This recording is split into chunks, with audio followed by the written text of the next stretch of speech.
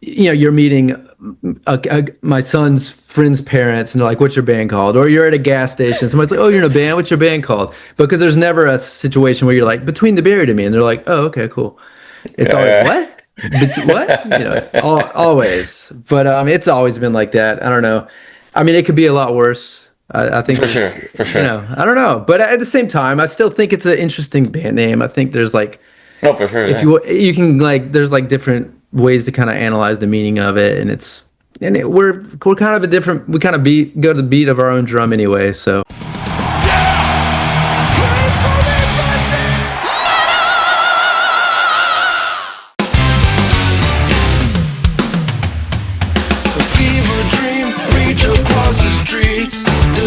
Tommy, thank you so much for your time today.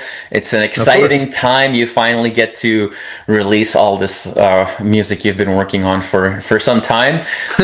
Yeah. How are you doing today? Like, how are you feeling? Like, as this has been, for a lot of different reasons, this has been a bit of a roller coaster of a couple of years for you. So, how are you feeling right now? Really good. Yeah. I mean, we're kind of in the middle of lots of touring and getting ready for the new record, and it's just a lot. There's a lot going on right now. Like today, I need to start really working on some music for the next tour that I'm not 100% ready to play yet. But yeah, I mean, I think every band, you go through the motions of like, you get the record done and you're way into the album. You've been working on it so hard and for so long, and then there's just this lull of just waiting and waiting and waiting. But we've recorded some singles. People, it's so great to see the fan response and all that. And yeah, it's been really good. And I don't know, I'm very confident in this record. I think it's a really, like, I really have fun listening to it, and that's always kind of a good way for me to judge the music we've written. So yeah, you're at least able to listen to your own music. A lot of people that I talk to are like, the moment it's recorded, I don't want to hear it. That's I mean, it's not like I'm casually driving around listening to my music. That'd be really weird. But but for various reasons, you have to listen to it for. I mean, the mixing process, you're constantly listening to it. Right. Yeah. Like my mom came in town, I had to listen to it to let her hear, stuff like that. So, just the little life moments where you put it on and you kind of pleasantly get reminded that you're like, oh, we did a good job. Mm-hmm. Because when you're in it, it's hard to really have a perspective outside of just, man, we really worked hard on this, which that necessarily doesn't mean something's good. But yeah, I mean, after the fact, I think, then doing interviews and when songs come out and I'm kind of diving back into lyrics and, all these things that are involved in this process, it kind of like reawakens, the excitement and all that. Yeah. And you said, like, I have to go into the rehearsal room and get back into like, anybody that even just remotely knows your band knows that we should never just expect 7 songs on a new album that sound like smoke on the water. Like, it's a little bit more complex than that. And I assume that when you are recording all this stuff that, not every part is necessarily played in one go. Perfectly. No. So in order to get that muscle memory, if you will, so that you're physically ready to play all this new material when you are touring, like, is that how insane is that journey? Like, is that like gruesome training, or does that happen relatively quickly for you? Pretty quickly. I mean, I think I can speak for all of us I think people kind of freak out when they hear, like, none of these songs we've played together as a group, aside from, we did Things We Tell Ourselves in the Dark in Europe recently, but outside of that, we've just recorded. And, I think people are just like, what? I mean, a tour starts in 3 weeks, but there's a lot of trust in each other. I mean, I think we all know that not one of us is going to show up unprepared for anything. This is what we do. And, I think you always in the back of your mind when you're writing and when you're recording, a band like us, we're a live band. We always play live. I would say for the most part, every song we've written, we've played on the stage before. So you kind of have to filter yourself and realize, like, okay, I need to either play it exactly like this or arrange something that's going to work in a live setting. So you always kind of have that in the back of your head. And yeah, you just kind of got to jump in. And I think that's that's pretty common for us in every aspect of the business, and the when we write, I think jumping in is so healthy, and just like letting what naturally is going to happen. And Yeah, I yeah. think a lot of our music, that's where it comes from. And the way I write lyrics and all these things, it's all about that, just the natural reaction to what kind of music's coming out of us, and just letting it flow. And I think that's super important.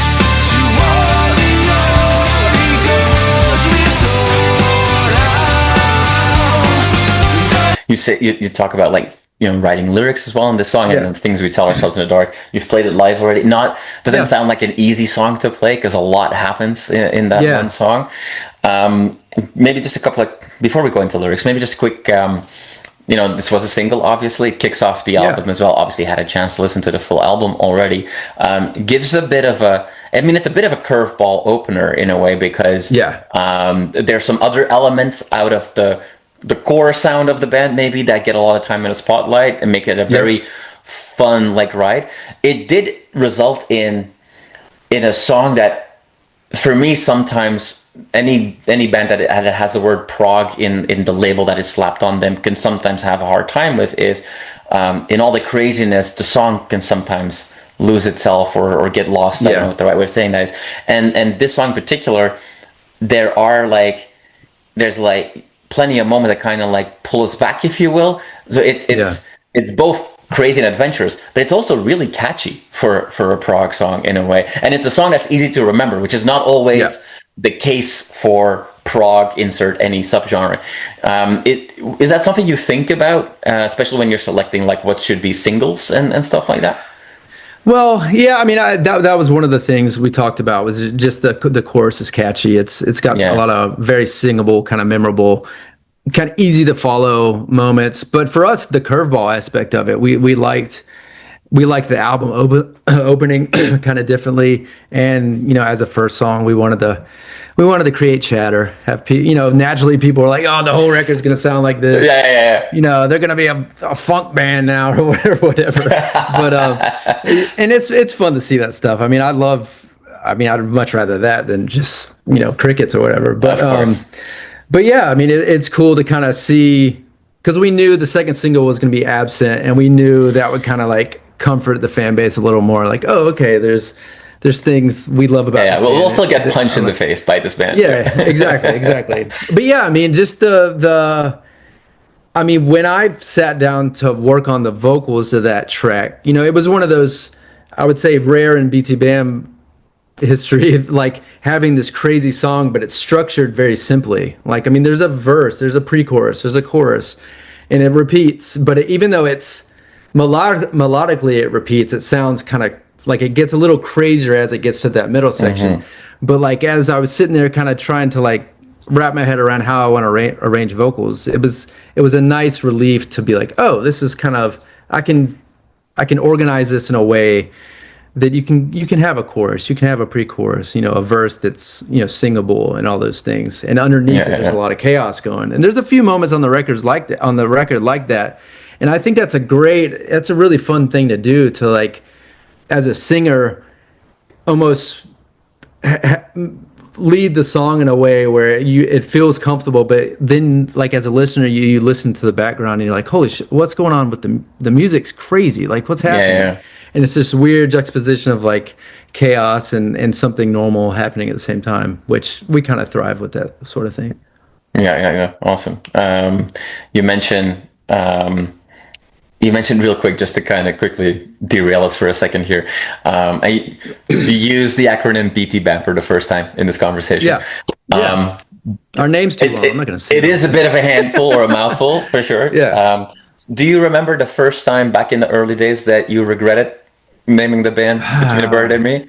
I don't really remember. Because there's a lot of stuff in the modern world with hashtags and all that kind of stuff, and just finding. It worked. It worked out. The BTBAM is catchy and it's easy to say, and I don't know. The only time it's really a pain is if you're meeting my son's friend's parents and they're like, what's your band called? Or you're at a gas station, somebody's like, oh, you're in a band, what's your band called? Because there's never a situation where you're like, Between the Buried and Me, and they're like, oh, okay, cool.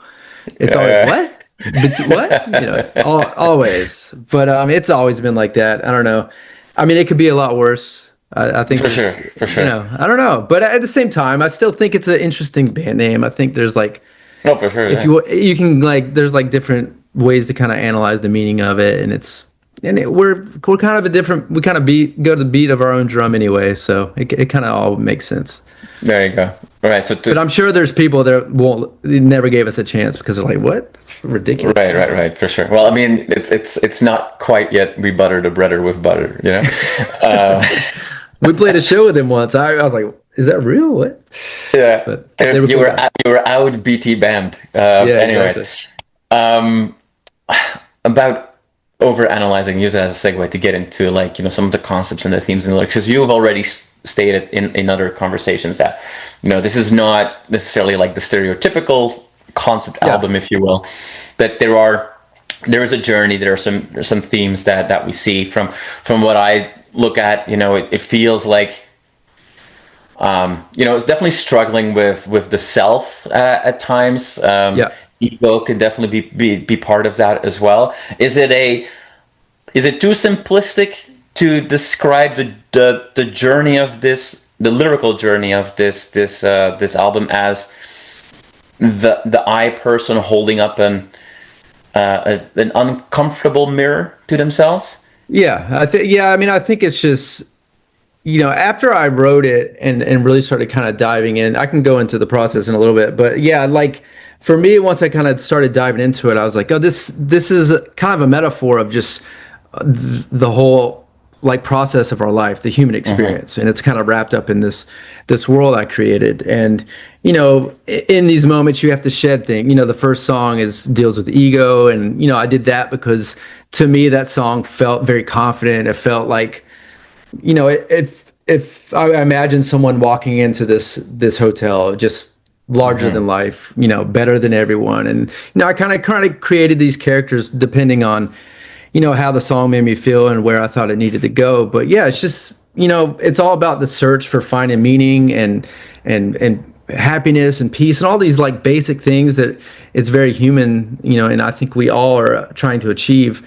And it's just I created this kind of weird story around that, and Yeah, a lot of things really presented themselves to me as I was writing. Like towards the end of the record is like where the character kind of finds what they're looking for. And I think the Blue Nowhere, the title track, and Beautifully Human, those two songs really it gives a listener a comfortable way to end the record and kind of like yeah. almost be at peace with the songs and the album, and it all kind of really worked out in that way. But it was a very different record lyrically for me, just the process and how I went into it. But looking back, it's really cool. It's one of the few records, not to ramble too much, but like it's one of the few records that I look back at the lyrics and they constantly change meaning for me. Okay. I almost feel like I'm reading it as like our fans would, or someone that's not someone that wrote it would. And it's constantly changing for me, and I think that's kind of fun. I'm kind of part of the club as far as what our fans go through when they're kind of trying to critique Right. and analyze what I'm trying to say.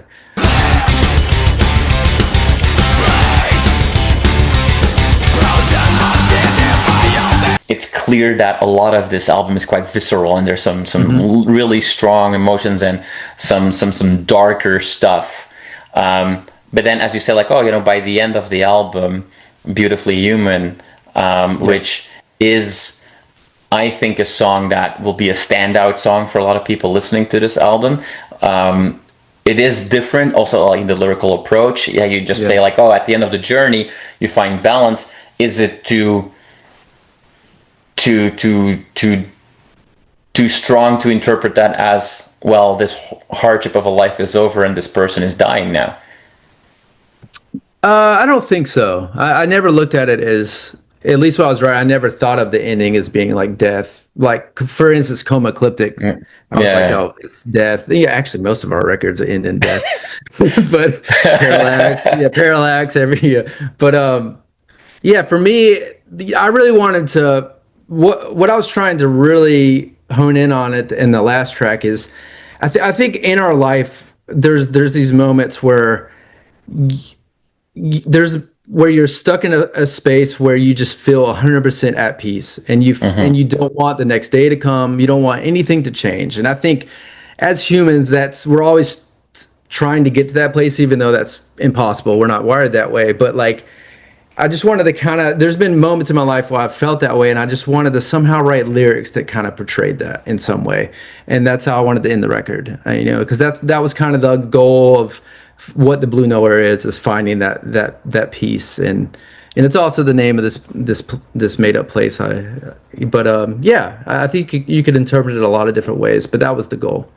Okay, awesome. Now, we for you also mentioned the Absent Thereafter single that came out, Yeah. kind of like the calming of the fans that, hey, don't worry, we're not a funk band just yet. There is still some there's breakdowns and screaming on this album.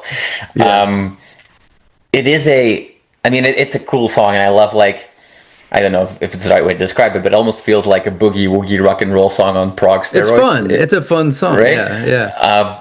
I think it's not just because it's a single. I think that it's going to be a song on the album that a lot of people also find themselves drawn to, and it's pretty epic. If that song, if let's say that there were no issues with resources and what have you, like if you could turn that song into like a short movie, like all the emotions that you take us through, and like the fun, the joy, and the hardship, and all that together. Like, are you somebody that thinks visually as well about? Because it sounds like you had a feeling of these places you create, even if it's not always easy for you to write it down necessarily what it exactly is. Like, would you like to turn your art into like a visual art yes form as and well? no. It's weird. I do think visually when I write. Like a lot of times, like for this record, I gave myself a lot of prompts every day. And like it's like I want to be in this space. I want to maybe this little thing happens. Let's build something around that. So I like to always think visually, and I especially on records like Parallax where it's a story or something. But Right. I'm also terrible at explaining visual elements to people. So it would it would have to be like someone would have to somehow just get 100% what I'm trying to say and make it come to life. So maybe like, yeah, Absent Thereafter, I don't know if it became so, you can get like the Coen brothers to work on it because they are really good at finding that kind of Western vibe with like very dark elements, but funny, but disturbing. Yeah, but I don't know, man. I'm not a visual person as far as like explaining it to somebody. But when I write, I think visually. If I know that probably doesn't make sense, but No, it doesn't. It would mean that you can't change your opinion anymore about what the song is about. Obviously, once a movie would be created. Yeah, exactly. All right. Yeah.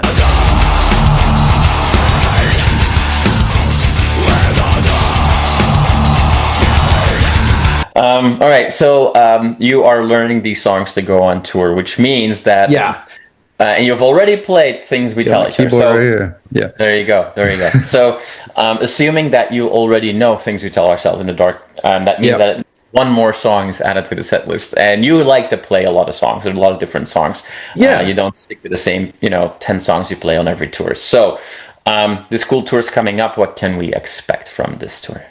It's such a good set list. It's a lot of stuff throughout our records. Some songs we haven't played in a very long time. We got a handful of new stuff, which we're excited to play naturally. And yeah, I think it's gonna be a good time. And it's been a while since we got to sit down and work with a set list because we've been doing so many album tours. And we like to kind of organize our sets in a way that we would an album. You want flow and you want, peaks and valleys and all that stuff. And I don't really talk a lot on stage. So, there's all these things we want to, I think this set takes you on a nice little journey throughout our history for sure. Does that mean that you look at your albums and go like, okay, across these albums, these songs kind of are in the same vibe or theme and we want to put them together? Or does that more mean like, hey, in your set we should expect like almost like mini suites, if you will, from like these different albums? You kind of figure out what songs you want to play, or where, you kind of analyze what have we been playing in these markets over the year, what have we been not playing much, what do we want to play that we haven't played, and then you kind of like start figuring out what songs kind of work with each other, side by side. Sometimes it works out really perfectly and you have a chunk of songs that just work really well, or we'll take like a chunk of a part of an album that we really like, and that will kind of live somewhere. And sometimes in the past, we've had to write, tweak endings a little bit or something to kind of make things flow a little better, or change the beginning of a song or something, but that doesn't happen too much. But yeah, we really like the process of getting a good set together. Awesome. It's Wow. not an afterthought. So Yeah. So where other bands are just like swamped in stress and are dreading those final days before going on tour, for you it's almost like a playground. You get to discover this and have some fun in between all the press stuff you have to do. Tommy, Yeah. you're gonna go on the road soon. You'll be here in Toronto in just a few weeks as we're talking. It's been a long time, and I apologize. I know people are mad. It's been so long. But you're making up for it. You've played quite a few Canadian shows on this tour. Yeah, So we are. cool. We That's are. cool. And it was, trust me, it's not our doing at all. So we love it up there. And yeah, the Toronto show, it's one of the best markets for us in the world. So yeah, we're very excited to get back. Yeah, we'll see you here, if I'm not mistaken, September 18 in the Danforth Music Theater, which is a really cool venue. We'll see you then. Tommy, thank you so much for your time today. I really appreciate it. Thank you. And have all the best, and we'll see you on the road soon. All right, sounds good. See you then. Thank you.